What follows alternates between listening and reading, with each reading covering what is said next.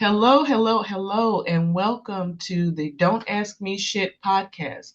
This is the podcast where we stop sugarcoating, we stop pretending, and we stop dancing around the issues. I'm Coach Dorie. I'm a stress management and relationship recovery coach, helping people heal after traumatic relationships with friends, family, or even romantic partners. You can always ask Coach Dorie, but remember, if you're not ready to do the work, don't ask me shit. So today we have a special guest. I have Dakota here with me. She's a recent high school graduate and a college student, and she wanted to come on to talk about bullying and the effects of bullying and inform us of what's going on in schools and what we can do and what we may be missing even as adults. So I'm going to talk to her and let her give us her insight and teach us a few things today. Hi, Dakota. How are you doing today? Hello, I'm doing good, and you? I'm doing wonderful. So, bullying. I realized when you asked me if we can talk, uh, that bullying is actually a toxic relationship. And it never dawned on me until I talked to you. So, tell me a little bit about why you want to talk about this particular thing and how we got here. So I wanted to talk about this because I've noticed a lot that it's been pretty much normalized, like bullying has, Mhm. because for a long time, we'll say backhanded things to be nice, but we're not like actually being nice. And it's like all about language because people will always say, oh, sticks and stones may break my bones, but words never hurt. No, the difference between sticks and stones is that they'll hurt you right then and there and immediately. Words, words is almost like when you get into a car crash and you don't feel anything for the first 5 minutes. It's adrenaline. Your pride is so high that you have so much adrenaline that you don't feel those words in those moments. But when your self-esteem goes down, because it can fluctuate, when it goes down, you think of those words that have been said to you before. It replays in the back of your mind, and you don't even realize where those words come from because you already forgot the conversation. Wow. And so now you're masking other people's words as your own. And that's why it's important to be aware of toxic relationships and bullying in relationships because like, people will always try to justify it by saying, oh, that's just how I am, or that's just how I play. Like, basically trying to discredit how you feel about it. And it's like, no, honestly, nobody should be talking to. I know that it's just a joke, but sometimes jokes aren't jokes anymore when they are replaying in the back of somebody's mind. Well, and jokes actually, when you look at a lot of comedians and things, it's real life. There, you really did mean that, and that's a hard situation to be in when you, especially when you have a friend. When a friend does that, they disguise themselves as friends. And it's interesting when you say that we normalize it or they play it down. So they're actually using manipulation tactics. They're gaslighting you to make you think, no, you're too sensitive. I didn't mean it like that. I didn't say that. And so those are classic toxic manipulation traits. But again, until you said something, I never thought of bullying that way. Never. I knew the effects of it because I had a bully in school. And you're right. Those words do, even at 53, there are certain things that still come up because someone has said them and you don't even realize that it's there until you find yourself in a situation that you're replaying them. So, has this been a issue for you? Have you been bullied in your lifetime? Um, yes, I have been bullied before. It's like weird because I've been genuinely I've been bullied by a friend before. Like we be cool and hanging out all the time, but it's like certain things they say kind of be throwing me off because we'll be chilling and then like for example, they'll go like, "Oh, you can't do that. I don't know why you're doing that. You're not good at it." And then like you're just sitting there like, "What? Why would you say that?" Where And did that come from? Right.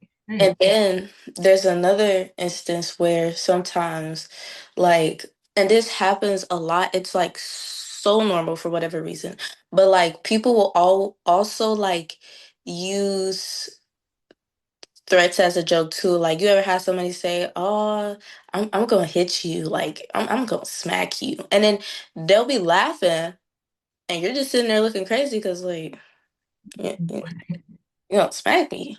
Right. What are you talking about? And it's just like that type of like that's a relationship bully. Like you don't necessarily detect it because you're like, okay, that's just how they play. Okay, that's just how they are. But it gets to a point where if you keep tolerating it, you're gonna realize like it's a an abusive relationship disguised as a joke. So like that's why you have to take it serious. And then actually being genuinely bullied, like I think like the first time I've ever genuinely felt bullied and recognized it was this one time when I was walking through the school and there's this guy, um and he was always like just saying the weirdest meanest stuff. And like I was walking through the hallway, he would push me on purpose like every chance he got.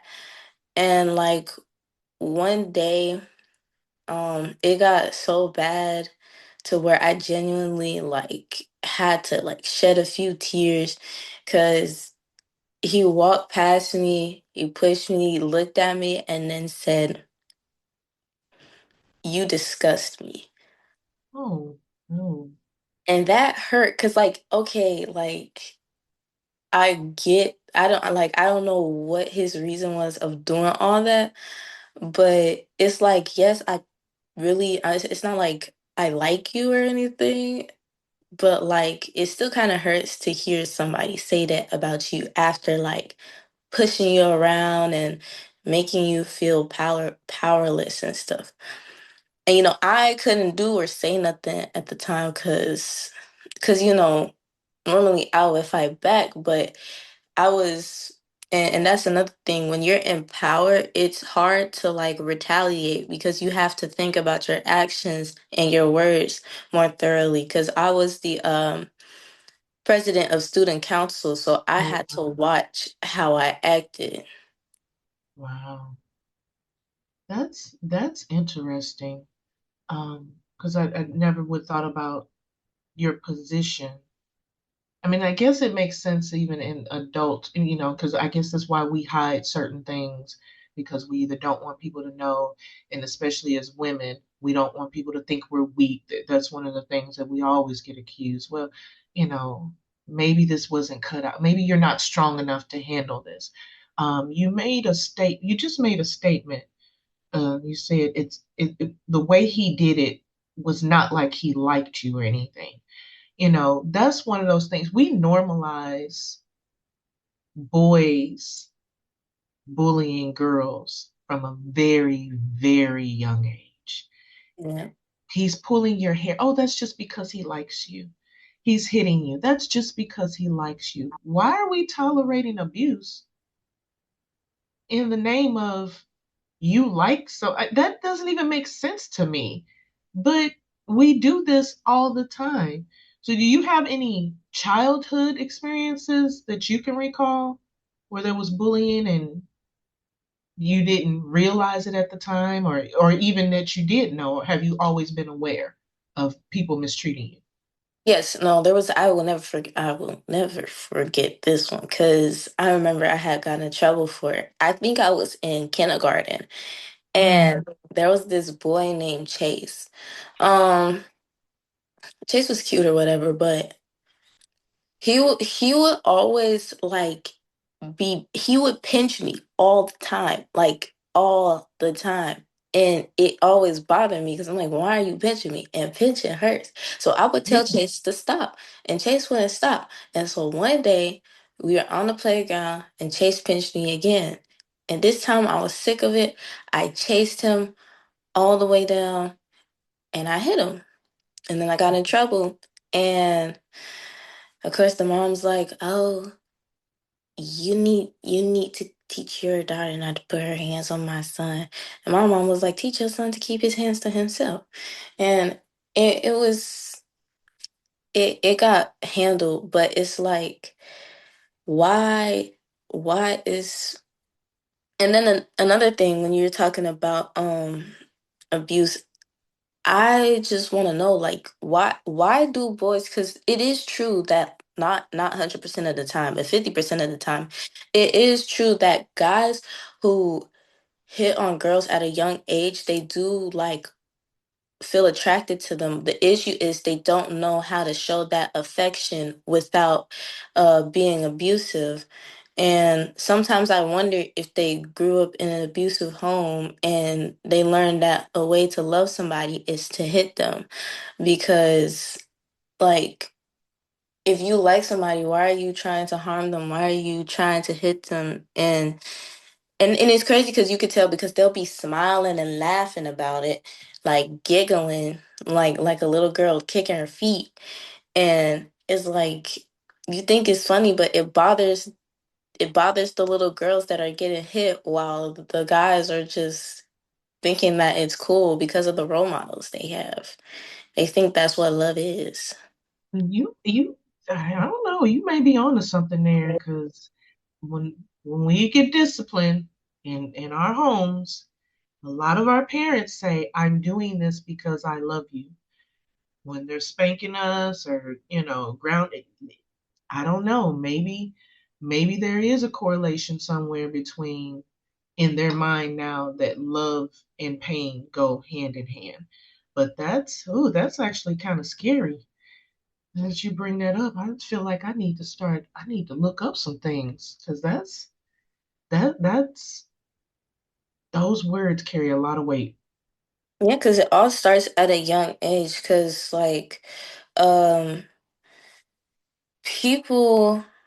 Like, you gotta understand that, like, babies are kids, and kids are teenagers, and teenagers are adults, and the adults become the elderly.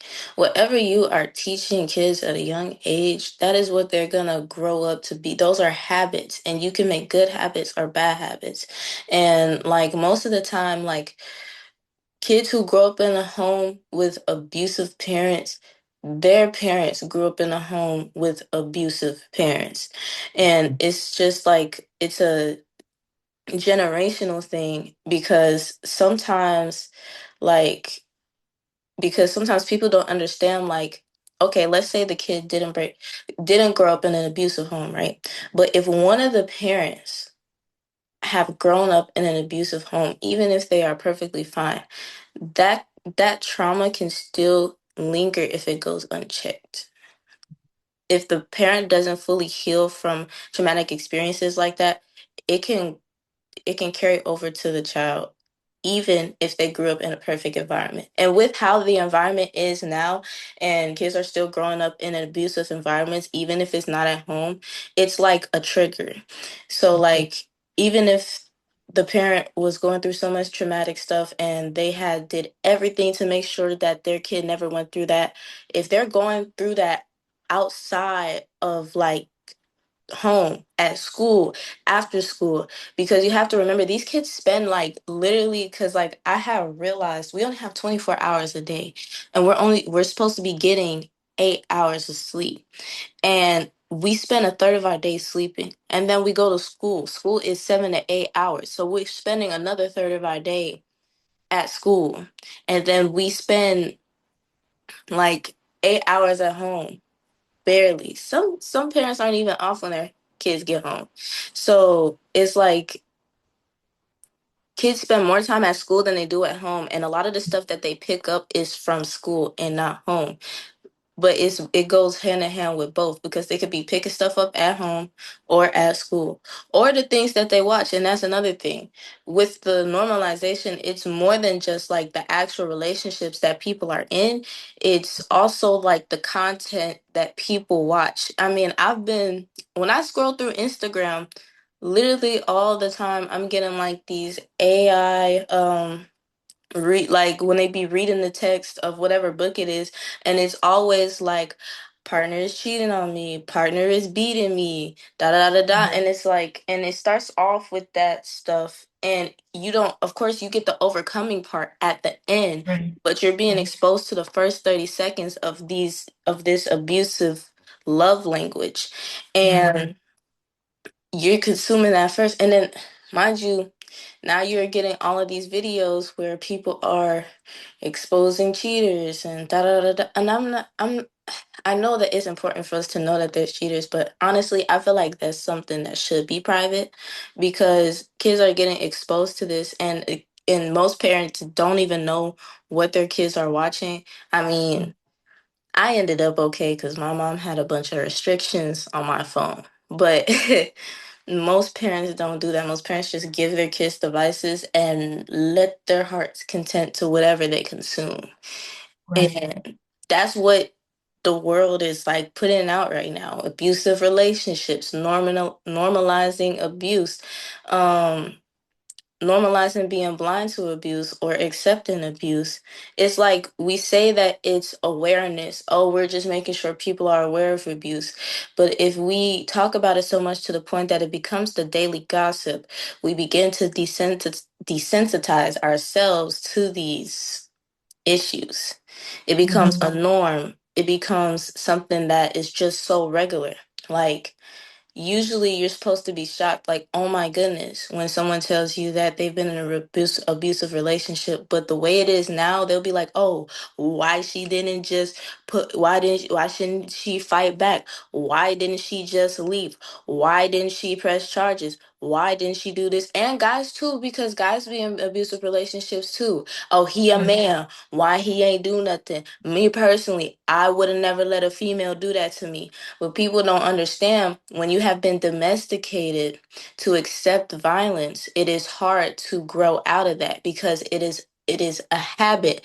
A habit isn't something that you can do by will. A habit is something that happens by nature.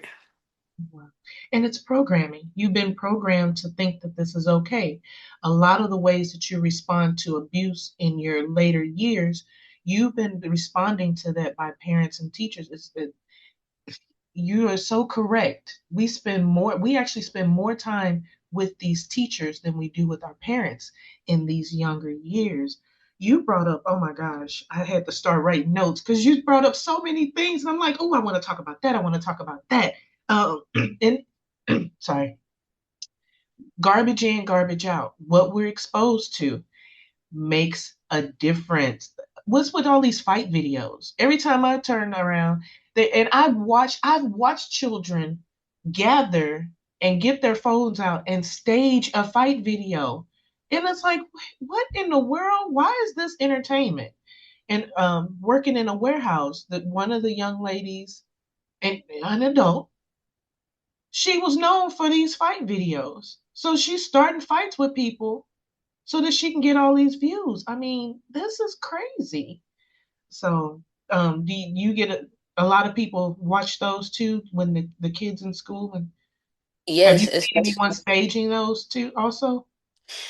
the issue is it's no longer a stage because Oh, okay. and I hate to say this because usually people stage it for views, but like I said, it's all about the consumption of content.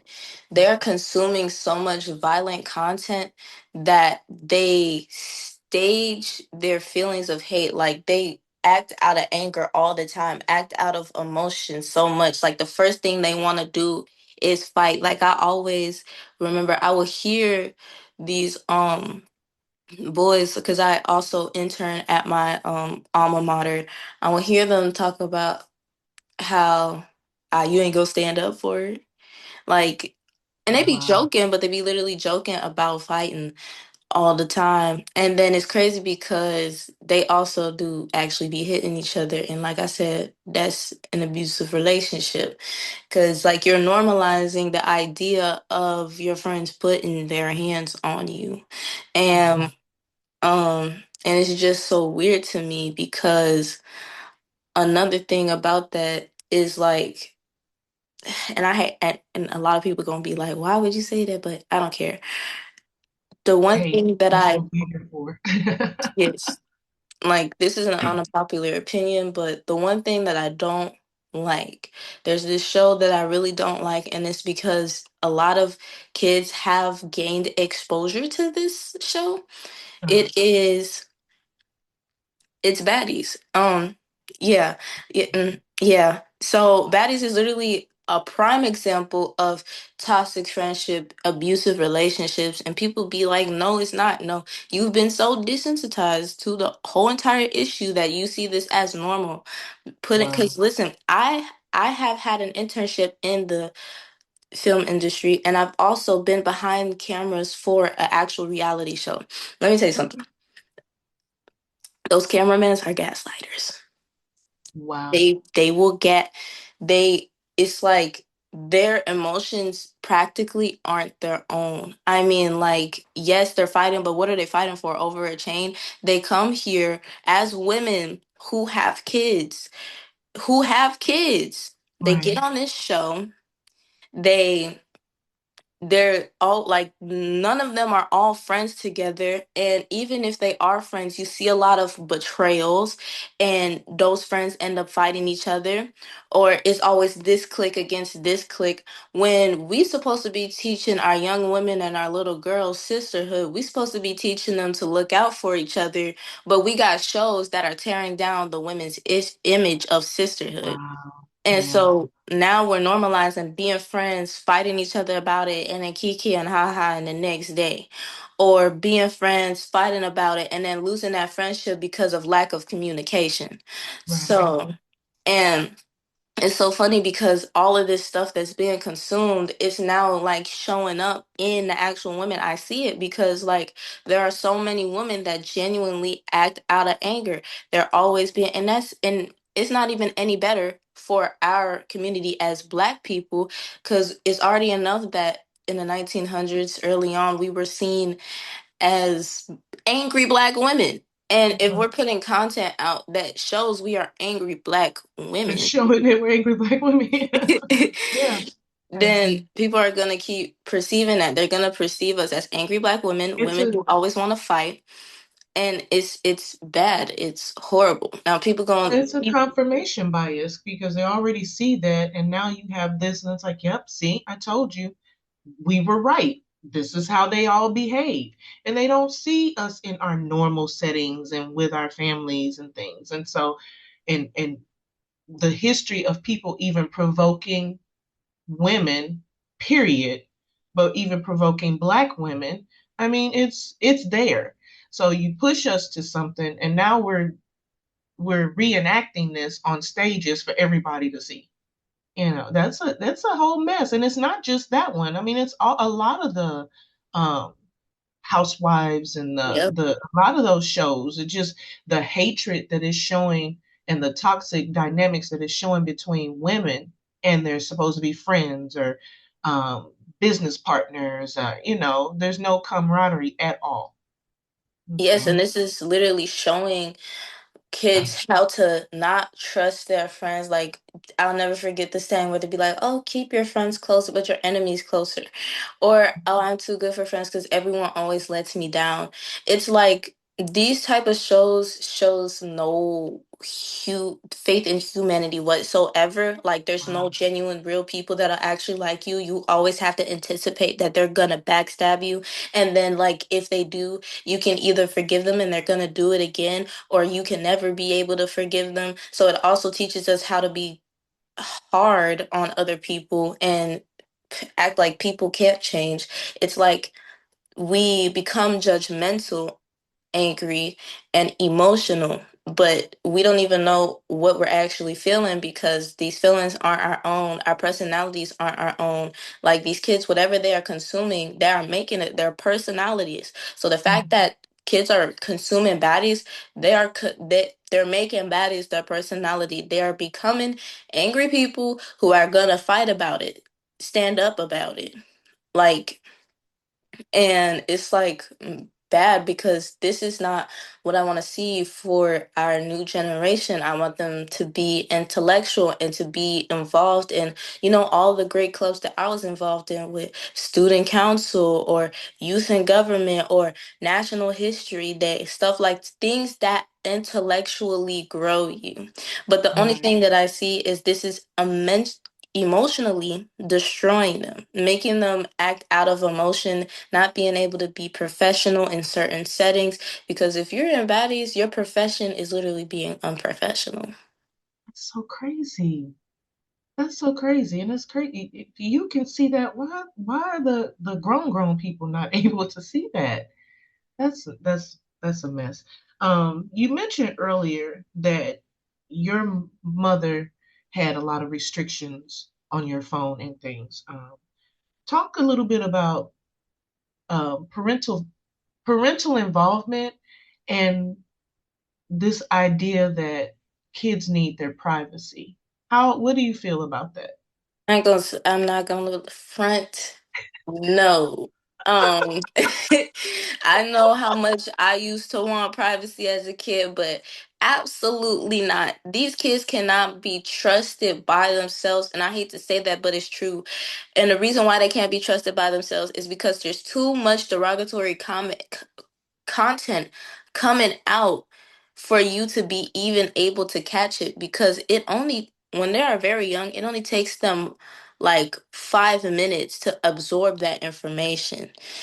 And if we have videos that are like, at first it was 15-second, it was messing up their attention span, but now we got videos that are like 1 minute, 1 minute and 30 seconds, 5 minutes. We actually have videos that can get up to 5 minutes now. And kids, if they're interested enough, they will sit there and watch the whole thing. And no, kids, I'm sorry, like, a lot of people gonna be like, but no. I know the parents been waiting to hear this. No, kids do not need no privacy. If I have Hey. privacy, if I had privacy, I probably would be doing a whole lot more than what I would have been doing when I did have no privacy. And I'm not talking good things either. Because when I tell you the parental things that my mom had on my phone, she was watching like she was able to see who I was texting, what I was texting, what kind of conversations we was having, because certain words it'll immediately alert her. Like if if I was talking about drugs, she'll get a notification about it, because anything, like any type of drug Mm, that'll pop up, it'll give a notification to her. If I even had the audacity to even be having a sexual conversation, she'll immediately get a notification, because anything sexual related, it would go straight to her phone. And then restrictions, and it was more than just restrictions like that.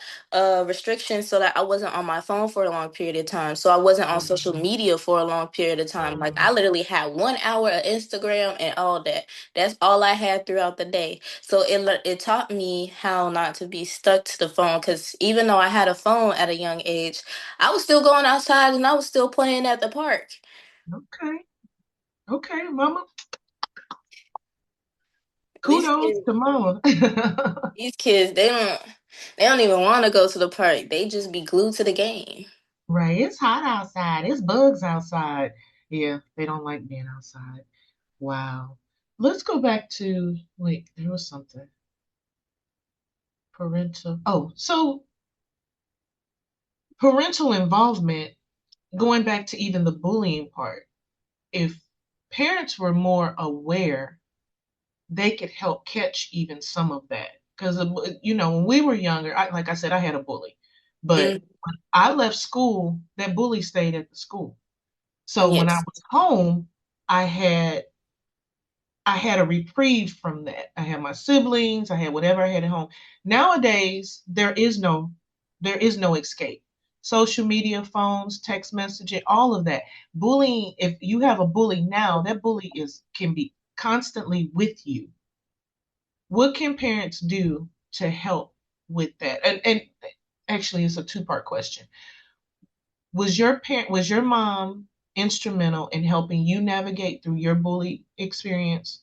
And what can parents do to help their children? Be present. Um, Be pre- be present. Wow. be present most of all, because it's like you can only do so much, but if you're not present, you can't be there. Mhm. So, because like, and give your kids a space to talk to you. Because another thing is, if they don't feel comfortable with sharing the experiences that they are having at school, if you actually make sure that you are asking your kids how they day went, Right. like what happened at school today, and that needs to be normalized, because I'm realizing like not a lot of parents are asking those questions, because if they did, they probably hear a lot. Pick up And on things. Yeah. yeah, because it should never turn into a fight and your kid getting suspended because they stood up for themselves, for you to realize your kid has been getting bullied. Or it should never be, because of how horrific it has gotten now, it should never be you burying your child to realize that your kid has been getting bullied, because bullying has now gotten, like, it's evolved so much to where you have to fear for your life. It's not even just suicide anymore. Now, like, kids are being murdered by their bullies. And so it's like, you really just need to give your kids a space to talk to you all the time, every day after school. Like, I know they say, "Oh, I ain't one of your little friends." No, you can be friends with your kids and still have a parental relationship. Being friends don't mean that you're condoning what your kid does. Being friends means that you are taking care of your kids emotionally, physically, financially, if you have to. Because that's what I do for my friends, and I ain't grown. I make sure that they okay and they good, and that they are doing well emotionally, physically. How your day went, how's it been, what's been going on in life, stuff like that. Like, it's okay to be your kid's friend. Just know that there is a line. Just like how you got boundaries with your friends, you got boundaries Right. with your kids. Oh my gosh, I'm so in love with you. Will you be my friend? It's so weird. You know, that is so, because my kids are my friends. And I say that they my best young friends. And I tell them I can talk to them about just about anything within within boundaries, and they come to me with a lot of things. They don't tell me all their business, and trust me, I do not want to know all their business. But I've provided that space for them to come and say something, mainly because when I was growing up, again, my bully, if I told my mother about, or my aunts or anything about my bullies, because they weren't emotionally regulated, they couldn't help me with mine. So it turned into, we going up to this school. You gonna have to stand in front of them. You gonna fight them back. And I get teaching your children to defend themselves. I get standing up for yourself. But then that actually made the bullying situation worse, because then the next day the bully went to school. Dorie had her grown auntie come up here, and so now you done made it look like I got a grown up bullying you because you bullying me. And so now they got something else to talk about. But I love that. Just be present. And that was just so simple. It doesn't even require a bunch of anything. Just be there. Yes. Yeah.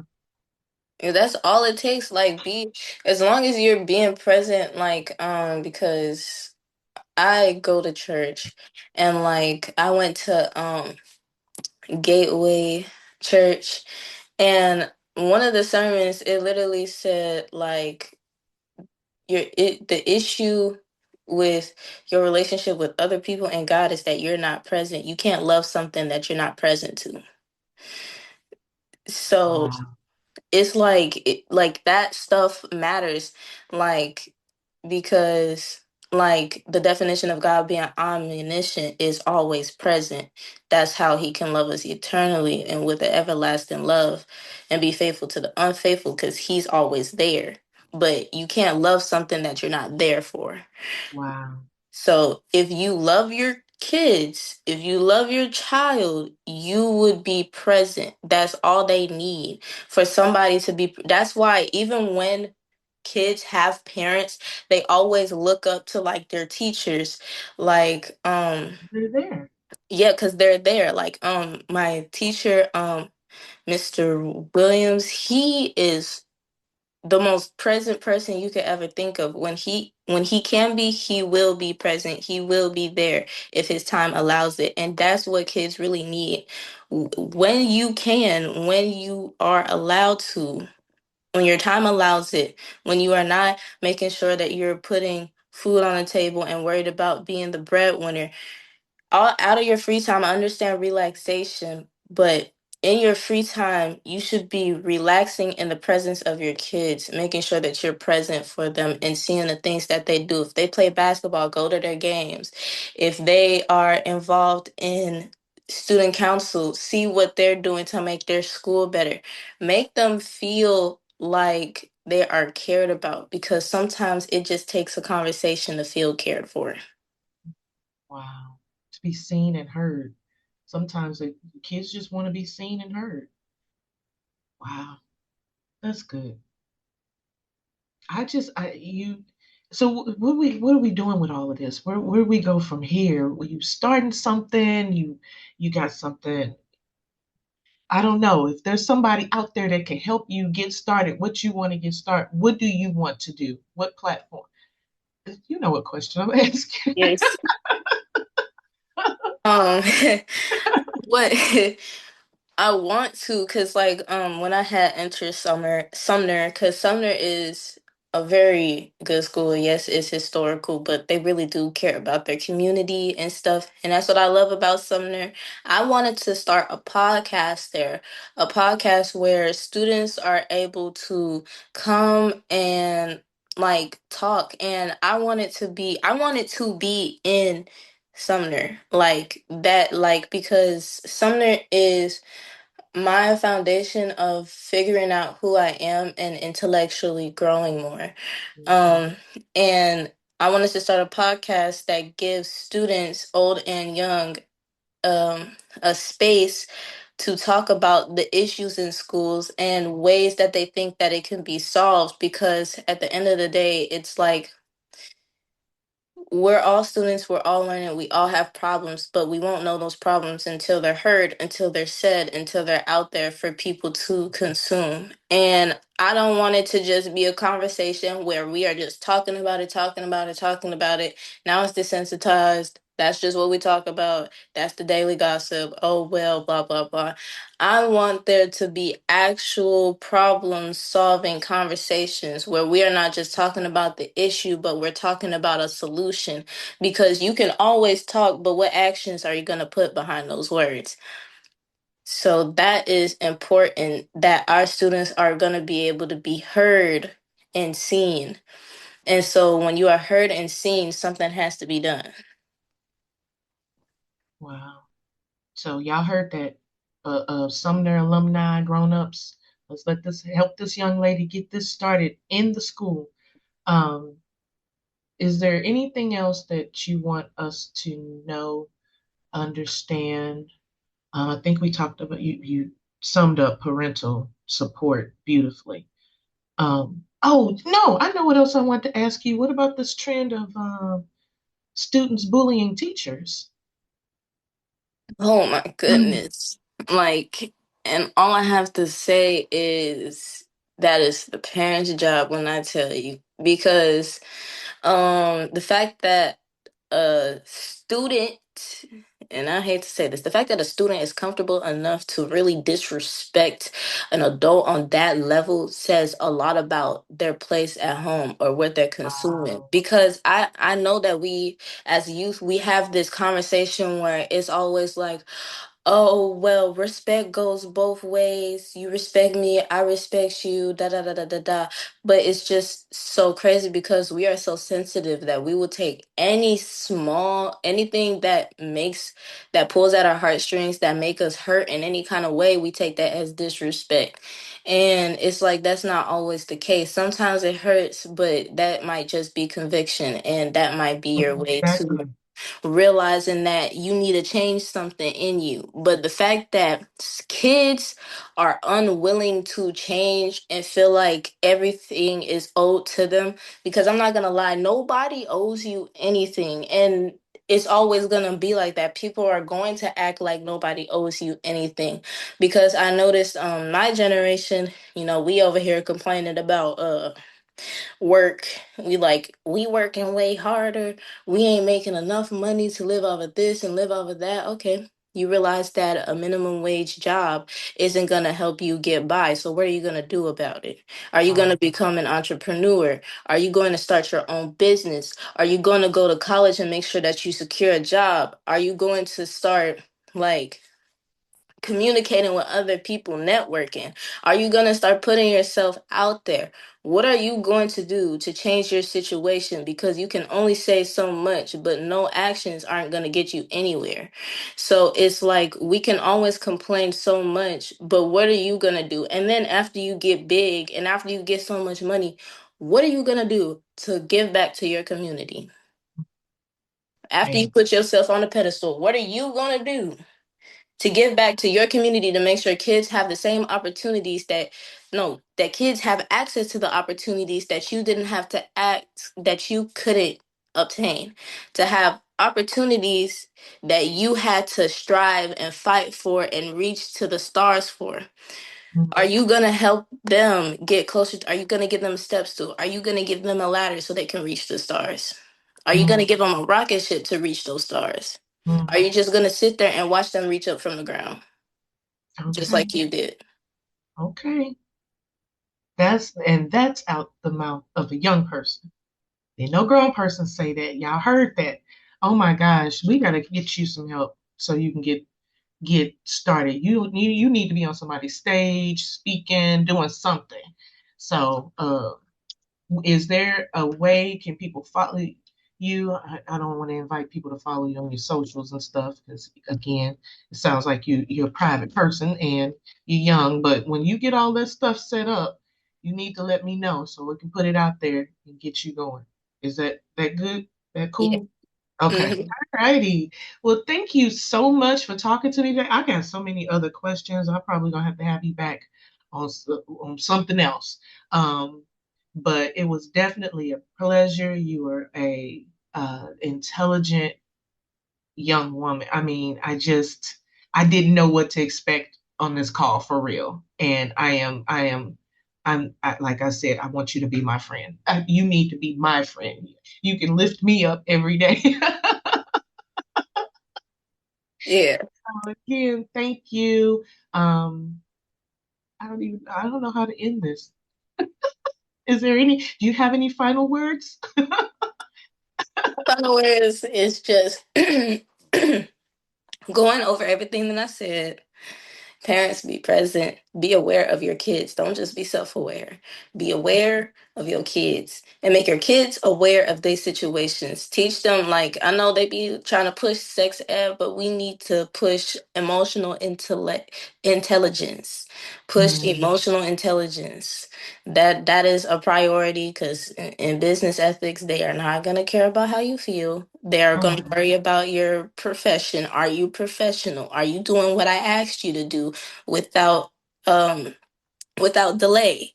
So right. and then teach your kids how to speak up for themselves. Mm, Teach because like I said, lack of conversation literally, like, it almost puts you in an area where you don't feel the need to talk. So teach your kids how you to don't speak even up. know how to talk. It's not even normal. Yeah. It's especially because it's so messed up. Gen Z is literally considered the loneliest Mm, generation. And I can only imagine what Gen Alpha is going to be labeled after their generation passes. mm, Um, so We need to fix that. We need to bring back being social without social media. Be social without the media. So, like, when y'all see somebody, like, the goal should be when you see somebody, you say hi, hello. Like, I get on the bus, I say hi to the bus driver. I get off the bus, I say have a good day, bus driver. Right. Be social. Make sure that you are acknowledging other people's presence, because greeting somebody is acknowledging that they are there. Because I know we all live in our own world sometimes, but we have to acknowledge that there are other people in our world. Yeah. Yeah. Yeah. So parents just need to spend more time with their kids. Spend more time. Okay. Cool. And I want to add to it as far as if you feel uncomfortable with someone's actions, the way they're playing, let's not normalize disrespect as fun. Your friends should not make you feel uncomfortable. Your friends should be able to tell you a truth in a loving way. But if they're joking and playing, it's covert abuse. Bullying is designed to be secretive. So if parents aren't involved, if teachers don't see it, they're not going to, because the bully is strategically making sure that the abuse is not seen. And that just goes into adult bullying. I've got adult bullies. It is so crazy, the people that will get online. But this is what we're doing. So, again, I just want to thank you. Thank you for bringing some awareness. Thank you for sharing your story with us. Um, and I wish you all the success. You are a brilliant young lady, and I really see good things for you. So thank you. Um, and with that, we're going to end this episode. So thank you all for listening to us today. And Dakota did not sugarcoat. She did not dance around anything. She did not make excuses for bad behavior. And so that's the type of energy that we want here on Don't Ask Me Shit. So if you heard something that you like, if you know someone that needs to hear this, please share this video, share this podcast so that other people can get help. Alrighty. So, yeah, that's it.